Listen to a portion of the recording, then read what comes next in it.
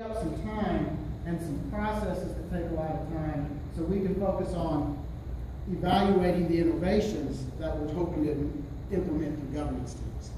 Okay, and I got to flip the side here. So those are some examples of some waivers. The state does have some state required goals. I'm not going to get into these. They call these goals beating the odds. Basically, we put the definition, it's a cross-sectional fixed effects regression model that uses factors, In general, what it does pretty much is it says, are you above average in certain areas? They say that at the charter system, when you compare the total scores from a charter system compared to other school systems, charter or not in the school, in the state, you have to be above average.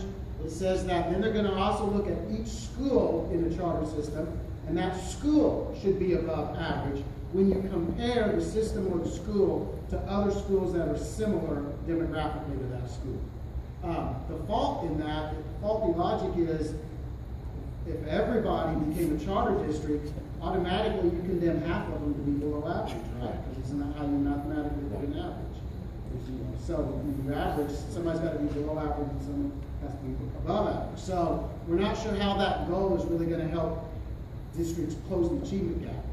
So then the third thing is they're going to look at your CCRPI score, which again, like Dr. Lanu said, it's a score that's 100 points. 87 of those 100 points come straight from standardized test scores, and it's the metric, how they calculate those points has been revised every year for 3 years. And you know what? And we can't change it, so we just got to deal.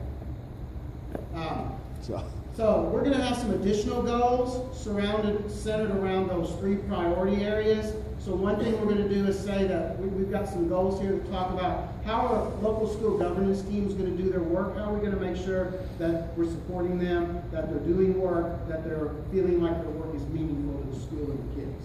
So we're going to have some goals on that. We're going to have some goals about developing dynamic, personalized digital learning environments.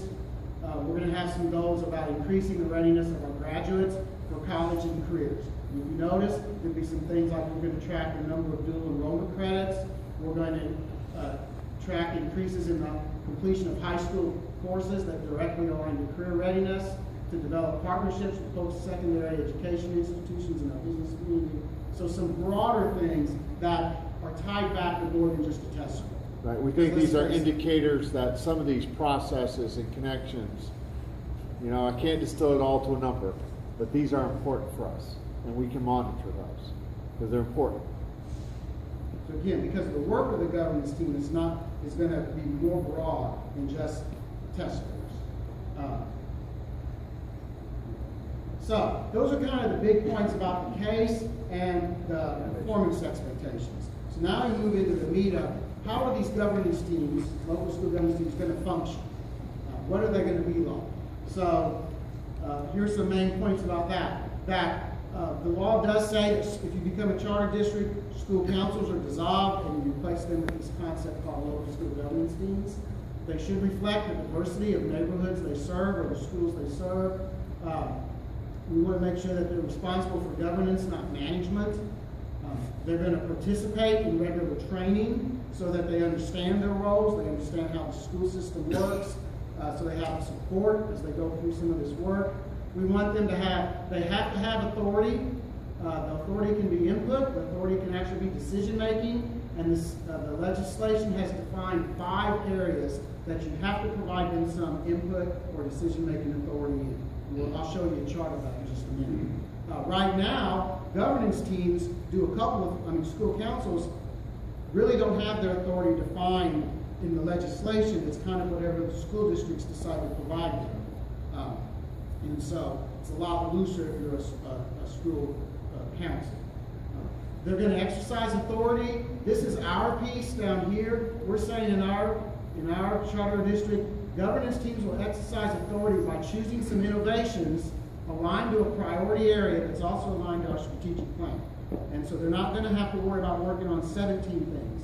They're going to choose a focus and work to implement that innovation. Then the overarching idea is that they have to be strengthening community schools using the unique characteristics of each neighborhood. Okay. So let's get to this because this is always a big piece. Quick question. So is it up to the individual school to decide if the governance team is a decision-making team, or? No. Define- Let us go through this and come back to that. I think your question is that we're going to give local governance team define each one of their roles and responsibilities. That's what they have. Is that what you're asking? It's up to each school to decide if the governance team is input or if they make decisions. No. We're going to define that clearly. A little different. The school system, the charter application defines that for all governance teams. We're What's going to different define is we're going to governance define it teams right are- now. These are not options. So, these are the 5 authority areas. You have to allow governance teams by the legislation to have input into personnel decisions, financial decisions and resource allocation, curriculum and instruction, school improvement planning, and school operations. They say the minimum authority has to be this row right here. So, the minimum authority for personnel decisions is they have to be able to have input in recommending candidates for principal if there's a principal vacancy to the superintendent. So let's go, guys. We could have stopped the application right there. That's all we had to do. I mean, that's all we're required to do is minimum. We've added some other pieces because we thought they were important in this application. So, for example, input on hiring process and personnel needs based on the priority work area of the local school governance team. That doesn't mean that when there are 3rd grade openings, the governance team is choosing 3rd grade teachers. That's the responsibility of the principal, the superintendent, and our local board members to approve. But let's say the governance team was working on after-school program, and they were trying to get some other types of after-school activities for the students of that school, and they raised funding for some clubs, and they wanted to hire some people to run those clubs. The governance team might be involved in working to find those people and convincing those people to work in the clubs after school. So let me go back to your question, because if you asked about would there be some differences, right? I think you may see differences, you know what I mean, a bit here by governance team. It won't be it won't be a boilerplate. I So think. You can kind of, oops, sorry. That's a good question. You can see the minimum pieces here. You have to give them input into operations. You have to give them input into the school budget. We actually do that with our school councils right now. But the difference is over here, like in school improvement, and that's where a lot of the work will be. They need to talk about what are their neighborhood strength and growth areas. That'd be one of the first things the governance team does after they're trained on how to function. Then they would have to identify some priority needs for the school improvement plan and the work that they're going to participate in that year. And they're going to have to participate in some kind of an annual check-in with the superintendent to say, here's the work we've done this year, here's what's been the effect. We think it's very important to codify that the superintendent and the governance team are going to have conversations about the work of the governance team and its effect on students in the neighborhood. That probably is to me, the biggest shift in all of this is school improvement plan. And I'm going to be very candid with you. I go now to leadership teams. They know. In fact, I can get out in 15 minutes. Yep, Chase is coming up tomorrow. And it's actually about affirmation. It isn't I got you, but it is about clarity of the work. What this says here is that conversation I will be having will be with the governance team. Because we're going to be going to the community and the school and its representatives to clearly articulate, this is what you say you were going to do. This is the metric I was going to use to assess how we did. This is the metric I was going to use to see if it made a difference. And that's how I would hold that group accountable. That's the big shift. The ownership of this is with that governance team. Yeah. What does input mean?